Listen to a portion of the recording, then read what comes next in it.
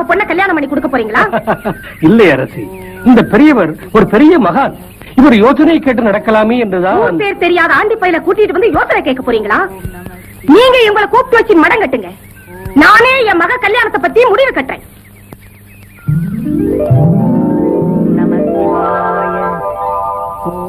தேவி, தேவி, அவ தவத்த கலைஞர்.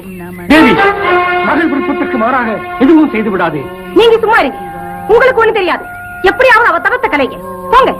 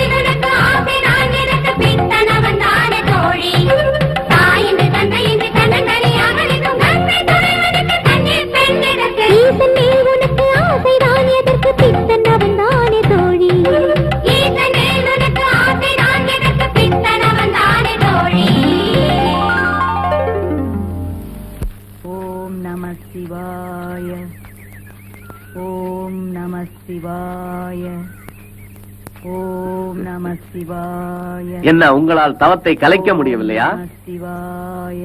போங்கள், நான் கலைக்கிறேன். ஓம் நம சிவாய, ஓம் நம சிவாய, ஓம் நம சிவாய, ஓம் நம சிவாய, ஓம் நம சிவாய, ஓம் நம சிவாய. தேவி, இந்த பெண்கள் பாடியதெல்லாம் முக்காலும் உண்மை.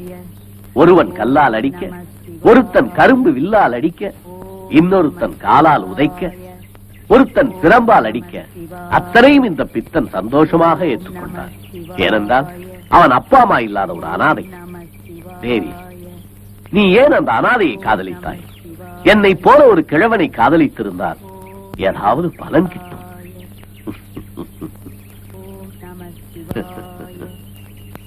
ஓம்